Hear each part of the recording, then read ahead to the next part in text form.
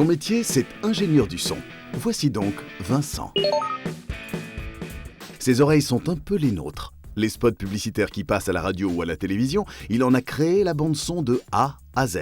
Je suis en fait ingénieur du son spécialisé en post-production publicitaire. Ça veut dire qu'en fait je suis chargé de faire des bandes son, aussi bien en radio qu'en télévision. Ce qui m'intéressait dans ce métier, c'est que ce n'est pas un métier qui est purement technique, mais aussi de laisser un peu de part à l'imagination, au côté perception, au niveau des sens et des impressions. Et comme la technologie évolue à une vitesse supersonique, Vincent doit se tenir en permanence au courant des nouveautés. Certains sont ingénieurs du son à la radio, à la télévision, au théâtre, pour des concerts ou pour le cinéma.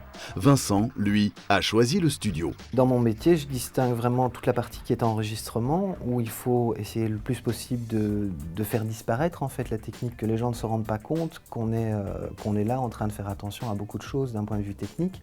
Et puis après, c'est la partie mixage, où on va venir habiller, faire un habillage sonore autour de la voix et tout placer. L'enregistrement est une phase très technique. Vincent doit choisir le bon micro, le placer correctement, régler les niveaux, etc. Tout est affaire de précision. Il faut être méthodique et rigoureux. Vient ensuite la phase de création.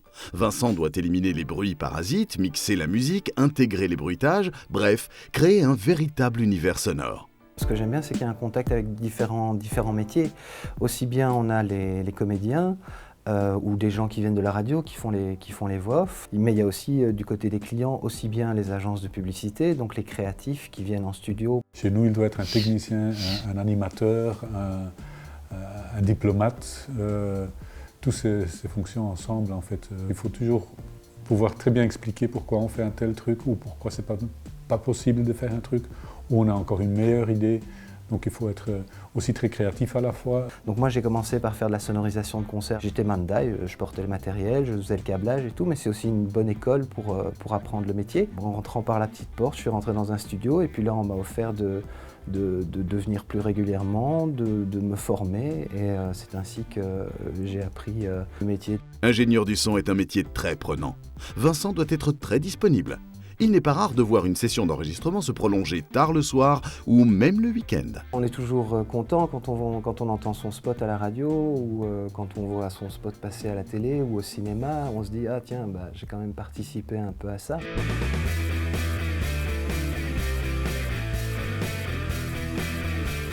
Mon métier, c'est